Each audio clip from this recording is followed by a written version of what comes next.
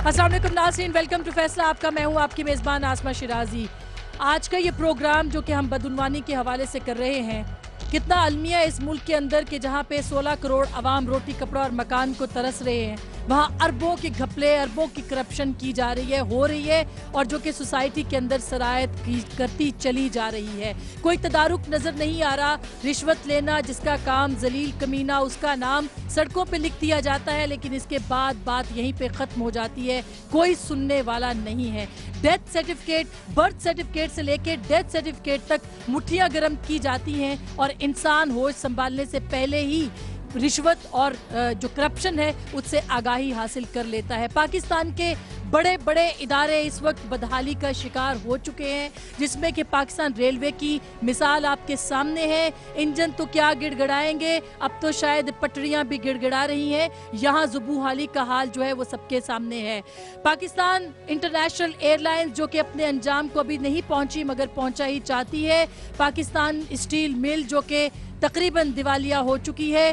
पाकिस्तान के तमाम बड़े इदारे इस वक्त खुदा के वास्ते भीख मांगते दिखाई दे रहे हैं और पाकिस्तान के अवाम बिलखते हुए ये कह रहे हैं कि खुदारा कोई है जो कि आवाज़ सुने। मामलात बहुत गड़बड़ हैं और मामलात इससे पहले भी गड़बड़ में हुए, हमारे पड़ोस में भी गड़बड़ पर हुए, लेकिन वहाँ उम्मीद की कोई ना कोई किरण ज़रूर नज़र आई। हमारे यहाँ क्या कोई उम्मीद की किरण है कि नहीं, जो कि हमारे इदारों को बचा सके? NICL स्कैंडल, हज स्कैंडल और बेशुमार स्कैंडल आज तक आप तक पहुँच चुके हैं, और ये अलमिया इस कौम का है कि जो सिर्फ और सिर्फ स्कैंडल सुनती है, अंजाम नहीं सुनती। सुप्रीम कोर्ट फैसले कर रही है, अमल दरामद नहीं हो रहा। पाकिस्तान के अवाम अफरात-ए-सर के सामने बेबस हो चुके हैं, मईशत बर्बाद हो गई है, मुआशरत का कुछ करना नहीं। ये सारी बुरी खबरें मैं आपको बता रही हूँ। हमें इसमें से अच्छी खबर ढूंढनी है आज के इस प्रोग्राम में, और इसी पे आज हम बात करेंगे कि जिम्मेदार कौन है और किस तरह से इस मुल्क में उम्मीद की किरण फूट सकती है। मैं बहुत शुक्रिया अपनी ऑडियंस का, इस्लामाबाद कराची कंपनी की ऑडियंस जो कि हमेशा हमारे साथ रही है। बहुत बहुत शुक्रिया आपकी तशरीफ आवरी का। मेरे मेहमान जो कि इस वक्त हमें ज्वाइन कर रहे हैं, जनाब मुशाहिदुल्लाह खान साहब, सेक्रेटरी इत्तलात पाकिस्तान मुस्लिम लीग नवाज, बहुत जाने माने हैं, आप इनकी बात सुनते रहते हैं। उनके साथ है जनाब हमायूं अख्तर खान साहब, सीनियर रहनुमा है पाकिस्तान मुस्लिम लीग कायदे आज़म, हम ख्याल ग्रुप के और इकोनॉमिस्ट भी हैं, कॉलमिस्ट भी हैं। इनसे पाकिस्तान की मईशत के बारे में बात करेंगे। चौधरी साजिद इकबाल एक आम आदमी को रिप्रेजेंट करेंगे आज, जहाँ पे इनको हमने स्टेज पे इसीलिए दावत दी है, एक आम आदमी बोले कि उसको कहाँ कहाँ बदउनवानी का सामना करना पड़ता है। लास्ट बट नॉट लीस्ट सूबाई असम्बली की मेंबर मोहतरमा उज़मा बुखारी साहिबा लाहौर से हमें ज्वाइन करिए। बहुत बहुत शुक्रिया उज़मा हमें ज्वाइन करने का। मैं अपनी गुफ्तगू का आगाज़ साजिद इकबाल साहब आपसे करूँगी, एक आम आदमी की हैसियत से। क्या आपको सामना करना पड़ता है? करप्शन इस सोसाइटी के अंदर कितनी है, कैसे है, और इससे छुटकारा कैसे मिल सकता है? रिश्वत का मामला तो किसी शायर ने कहा था कि रिश्वत लेकर फंस गया है, रिश्वत देकर छूट जा। तो यहाँ तो ये मामला है, कदम कदम पे रिश्वत है। हम यहाँ पे, ये इस्लामाबाद है, ये बड़ा मॉडरेट सिटी है और यहाँ कहते हैं बड़ी कानून की हुक्मरानी है, लेकिन मैं चैलेंज देता हूँ कि इस्लामाबाद में पटवारी से बगैर पैसे देकर एक फ़र्द इशू करवा के दिखाएं, एक इंतकाल जारी करवा के दिखाएं, पुलिस में एक रपट करवाएं। मैं कल थाना मारगला में बात हो रही थी, लोग मुझे फ़ोन कर रहे थे हमारे ट्रेडर्स कि वहाँ पे दोनों ग्रोह सुलह करना चाह रहे हैं और पुलिस कह रही है कि नहीं ये सुलह नहीं हो सकती है, और उनको 4 डेटें दे रही हैं। तो इसलिए आप करप्शन की बात करते हैं, हम तो ये समझते हैं कि ये करप्शन बिल्कुल ऊपर से शुरू हुई है और हमारे हुक्मरान इसमें मुलविस हैं। ठीक है, कसूर हमारा भी है कि हम जब एक ऑफिस में जाते हैं और हमें वो कहता है इसके इतने पैसे लगेंगे तो हम वो पैसे दे देते हैं, लेकिन ट्रेंड सेटर तो अवाम नहीं है। अवाम बेचारों को तो इतना मुफलिस बना दिया है कि उनके पास 2 वक्त का खाने के लिए सामान नहीं है। वो उनको यूटिलिटी बिल्स का इतना स्यापा पड़ा हुआ है कि उनके पास कोई सोचने समझने की सलाहियत ही कायम नहीं रही है। ये तो मैडम उन लोगों का कमाल है कि जिन्होंने इतने बड़े मैं ये सारी पार्टीज जहाँ बैठी हैं, आप 3 बड़ी पार्टियां, आप तीनों का जायजा लें। किसी की जाती उम्रा में महल्लात हैं, किसी के सराय महल हैं, किसी के बनी गाला में महल्लात हैं, और जब आप इनसे पूछें तो ये कहते हैं कि हम अपनी जोर की कमाई से कर रहे हैं, जबकि इन्हीं की कोठी के बारे में किसी शायर ने कहा था कि वो सामने जो कोठी नजर आ रही है बुलंदी पे अपने जो इतरा रही है, जरा इसके गमले की खुशबू तो सूंघो खूने गरीबा की बू आ रही है। अच्छा ये तो वो लोग हैं। अच्छा देखिए ये आपका इशारा जिनकी तरफ है, हम बिल्कुल ये बात नहीं करना चाहते क्योंकि उनकी पार्टी की कोई रिप्रेजेंटेशन इसमें नहीं है। अगर हम बात करेंगे तो ये फिर इम्बैलेंस बात हो जाएगी, ये जर्नलिज्म के खिलाफ है। बहरहाल हुमायूं अख्तर खान साहब, मईशत का हाल आप मुझसे बेहतर जानते हैं, एक आम आदमी से बेहतर जानते हैं। इस करप्शन ने हमारे मुल्क को यहाँ तक लाके खड़ा किया है कि कैसे आप बताएंगे वो कहानी? खैर आप भी उस वक्त वजीर थे, उस वक्त भी ये शुरू हुई कहानियाँ, कैसे कैसे ये सरायत कर गई है यहाँ पे? ये ऐसी सूरत हाल है कि एक ट्रेन चली जा रही है, इक्तसादी सूरत हाल, और ट्रेन का ड्राइवर कोई नहीं है, तो ट्रेन ने किसी न किसी दिन जाके कोई हादसा करना है, और हमें किसी किस्म की कोई ऐसी चीज़ नज़र नहीं आ रही जिससे हम महसूस कर सकें कि नौजवानों को नौकरियां मिल जाएंगी। इंडस्ट्री जो है वो रोज़ बरोज़ नीचे जा रही है। सरकारी खर्च जो होता है डेवलपमेंट में, हम अपने शाहाना खर्चे काटते नहीं हैं। 700-800 अरब जिस मुल्क में टैक्स चोरी होता हो, उसमें आप क्या कहेंगे? आसमा टैक्स चोरी एक और चीज है। देखिए, जिस पे टैक्स लगता है वो चोरी करता है। मैं तो अभी बात कर रहा हूं कि पहले सारों पे टैक्स लगा दें, उसके बाद हम टैक्स चोरी पे आएंगे कि टैक्स चोरी क्यों। अब आदमी 10% आदमी टैक्स देते हैं, 90% नहीं देते, तो उसको ये तो थोड़ा सा होगा कि यार मैं थोड़ी चोरी कर लूं।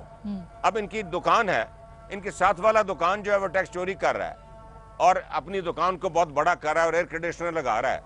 इनको भी थोड़ा सा होगा कि मैं भी चोरी कर लूं यार, उसका मुकाबला तो करूं। तो ये निजाम पहले सब पे टैक्स लगाएं, फिर चोरी के हल भी निकाल लेंगे, सारी दुनिया में निकलते हैं। सही, दुरुस्त बात है। मुशाहिदुल्लाह खान साहब, आपकी जमात जो है वो करप्शन से बड़ी नाला है। कौमी असम्बली के इजलास में आप एहतजाज करते हैं, सेनेट के इजलास में आप एहतजाज करते हैं, लेकिन नतीजा कोई नहीं निकलता। कौमी इदारे बर्बाद हो गए, आपने उसके हवाले से बाज़ाब्ता कोई पॉलिसी अनाउंस नहीं की आपकी जमात ने। क्या सिर्फ नारे और एहतजाज की सियासत इस मुल्क के अंदर होगी? और खुद आप इतने बड़े सूबे के अंदर है, वहाँ भी करप्शन हो रही है, क्या क्या होगा इस मुल्क में? कोई उम्मीद की किरण नहीं है इस वक्त। पंजाब की अगर आप बात करती हैं तो मुझे कोई आर नहीं है। पंजाब में डेफिनेटली है, करप्शन होगी, इसलिए कि ये कोई कल की बात तो है नहीं, ये निस्फ सदी का किस्सा है, 2-4 बरस की बात नहीं। तो जाहिर है एकदम तो ये सारी चीज़ें ठीक नहीं होंगी, लेकिन एक बात तो हम दावे से कर सकते हैं और इस पे दुनिया यकीन करती है, आलमी अदारे यकीन करते हैं। ट्रांसपेरेंसी इंटरनेशनल, जिसे मौजूदा हुकूमत जो वफाकी है वो तो नहीं मानती, लेकिन बेनज़ीर भुट्टो शहीद जो हैं वो माना करती थी, वो उसके हवाले भी दिया करती थी। वो भी ये कह रही है कि पंजाब हुकूमत में बदउनवानी निस्बतन 3 सूबों के बहुत ही कम है, और कोई छोटा या कोई बड़ा स्कैंडल जिसमें कोई चीफ मिनिस्टर खुद मुलव्विस हो या उसके वज़रा मुलव्विस हों या उसके सेक्रेटरी वो अभी तक मुलव्विस हों, सामने नहीं आया। वो नहीं आया। अच्छा, जबकि नहीं 3.5 साल कोई कम मुद्दत तो नहीं होती ना। प्लाजे भी तो गैर कानूनी है वहाँ पे। प्लाजे गैर कानूनी अपने रिश्तेदारों के गिरवा दिए हैं, अपने दोस्तों के गिरवा दिए हैं, लोगों को कानून के तो नहीं गिरवा सके है जी। वजीर कानून के तो नहीं, वजीर कानून का ठीक है, वो 5 मरले का है वो प्लाजा, उसको प्लाजा कहते हैं। 5 मरले का कौन सा प्लाजा होता है? वो अच्छी तरह उसकी छांट पटक हो गई है, वो उनका अपना है और उसमें कोई गड़बड़ नहीं। अगर गड़बड़ होती तो वो पहले वही गिरता, ऐसी बात नहीं है। और फिर ये है कि अदालतें खुली हैं और हम अदालतों में अगर कोई बदउनवान हमारा भी जाता है तो हम उस बदउनवान की हिमायत नहीं करते, हम अदालत की हिमायत करते हैं। अदालत के पीछे आके खड़े हो जाते हैं और कहते हैं चाहे हमारा है या दूसरा। अब फर्क ये है, फर्क देखिए, फर्क क्या है मजेदार, कि हम हमारे खिलाफ क्यों है वफाकी हुकूमत, क्यों पंजाब की बार बार बात करती है। अगर पंजाब में बदउनवानी हो रही होती, पंजाब का चीफ मिनिस्टर बदउनवानी में मुलव्विस होता, पंजाब के वज़रा बदउनवानी में मुलव्विस होते, तो आसिफ जरदारी को सबसे अच्छी हुकूमत पंजाब की लगती, इसलिए कि वो उनके एजेंडे पे काम करती। अच्छा चले मुशाहिद साहब, मैं उज़मा से भी सवाल कर लूँ ब्रेक से पहले, ताकि वो भी बात कर ले। उज़मा, आपकी तरफ सारी उंगलियां उठ रही हैं, और यानी पाकिस्तान पीपल्स पार्टी की तरफ, और आपको डिफेंड भी करना है, इदारों की तबाही हो या कुछ और भी हो। बहरहाल पंजाब के अंदर गुड गवर्नेंस वफाक से बेहतर है, आप ये बात तस्लीम करती हैं? देखिए आसमा, पहले तो मैं शुरू में ये कहूँगी कि जब उंगली आप एक किसी की तरफ करते हैं तो 3 उंगलियां आपकी तरफ खुद होती हैं।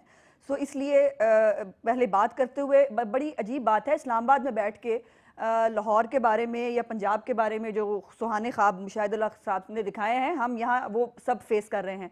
अभी मैं सिर्फ मुशाहिद साहब को याद करा दूं कि अल्लाह के फजल से जितने भी स्कैंडल आए हैं वो क्रेडिट कार्ड केस से शुरू कर लें आप, और अंजुम वकील तक आप आ जाए, वो तमाम नून लीग के मेंबरान के थे। उसमें कई ऐसे केसेस भी आए जिन्होंने अपनी बीवियों पर टॉर्चर करके उनको जो है वो ब्रूटली वो किया। ये सब बातें भी हैं, इसलिए ये अजीब बात है, मैं किसी ब्लेम गेम में नहीं जाना चाहती थी, लेकिन जो रिकॉर्ड की दुरुस्तगी है उसके लिए कुछ बातें मुझे बतानी पड़ेंगी। अभी जो आप भी गुड गवर्नेंस की बात कर रही थी और आपने कहा कि वहाँ पे कोई ऐसा केस नहीं है, इनके खुद 3 मिनिस्टर्स जो हैं उनके सिर्फ महकमे चेंज कर दिए गए इस बात के ऊपर कि उनके ऊपर करप्शन के चार्जेस उनको निकाला नहीं गया। और अंजुम वकील जिसके ऊपर 6 अरब रुपए की करप्शन का केस है, जो NICL से बड़ा केस है, उस केस के ऊपर ना सुप्रीम कोर्ट बोलती है और उसके ऊपर ना सुओ मोटो होता है, ना उस पर जफर कुरैशी आता है, ना कुछ होता है, उसके ऊपर उसको बेल भी मिल जाती है और सब कुछ हो जाता है। और अभी जो आप राना सनाउल्लाह साहब के बारे में जो अच्छी आपने अगर हकायक पूछने हैं तो आबिद शेर अली को बुला के पूछिए आसमा, वो आपको बताएंगे कि उनका सिर्फ प्लाजे का मसला नहीं है, उनके और बहुत सारे कोई ठेकों के प्रॉब्लम है, कोई बाहर से पता नहीं कोई एक स्कैंडल उनके बाहर से भी कहीं से रकम आने का वो हुआ था। ये आबिद शेर अली साहब आपको बेहतर बता सकते हैं कि क्या सिचुएशन है। अभी कुछ दिन पहले उन्होंने एहतजाज भी किया है जाकर राना सनाउल्लाह की रिहाइशगाह के बाहर।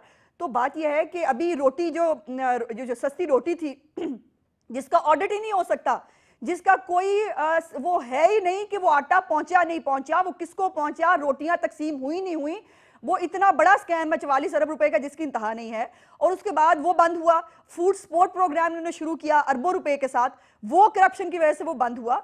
तो ये भी गुड गवर्नेंस की एग्जांपल्स हैं जो मेरा ख्याल है हमें याद रखनी चाहिए। और मुशाहिदुल्लाह साहब, बड़े प्रॉब्लम होंगे यकीनन मुल्क के अंदर, लेकिन मुझे तो इनकी बातों से ये लगा कि शायद पंजाब के अंदर जो है वो सब चैन की बांसुरी बजा रहे हैं। पंजाब में पटवारी पैसे नहीं लेते, पुलिस का महकमा बिल्कुल ठीक हो चुका है। यहाँ पर जो है अभी आप बर्थ सर्टिफिकेट और डेथ सर्टिफिकेट की बात करें, जितनी वर्स्ट सूरत हाल पंजाब के अंदर है वो शायद ही कहीं होगी। तो इस तरह देखिए, सिर्फ पंजाब को किसने रोका? ठीक उस्मा, मगर रिस्पांसिबिलिटी भी तो लेनी है। के लिए खुद को बिल क्यों नहीं लेके आता? पंजाब को किसने रोका है? इनको हमारे ऊपर तो वो एतराज है, पंजाब में ले आए, पंजाब में बिस्मिल्लाह करें, एहतसाब का बिल लाएं, हम उसको सपोर्ट करेंगे। यही तो सबसे बड़ा सवाल है कि एहतसाब का बिल आपकी हुकूमत को इनिशिएटिव लेना चाहिए था। उस्मा, आपकी हुकूमत तो एहतसाब के अमल के साथ खड़ी है ना। आप कहते हैं कि हम एहतसाब करेंगे तो फिर बिल भी आ जाना चाहिए। आसमा, बिल पेंडिंग है। बात यह है कि हर बात पे सियासत करनी है। जब इस मुल्क में हर बात पे सियासत होनी है, किसी बात पे आपने एग्री नहीं करना, आपने चेयरमैन नैब के नाम से आपने शुरू होना है और एहतसाब बिल तक आपने किसी बात पे एग्री नहीं करना। जब आपकी सियासत ही यह है कि हमें इस मुल्क में इलेक्शन चाहिए, वो तो आप कल खुला के कह भी दिया, और आपका सिर्फ इस जो पूरा सिस्टम है उसको डिटेल करना आपका अगर वो है तो माफ कीजिएगा, उसमें तो कोई एग्री ये नहीं करेंगे। और इनके प्रिय है कि जब एग्री होना होता है तीसरी दफा वजीर आजम बनने के लिए 19th अमेंडमेंट पे एग्री हो सकते हैं, तो एहतसाब बिल पे एग्री क्यों नहीं होते? हाँ, ये एक सवाल है, ये सवाल मैंने पूछना है, लेकिन एक छोटी सी ब्रेक लेनी है। ब्रेक के बाद हम आएंगे, ये सवाल रखेंगे कि पाकिस्तान के अंदर एहतसाब के हवाले से कानून क्यों नहीं बन रहा।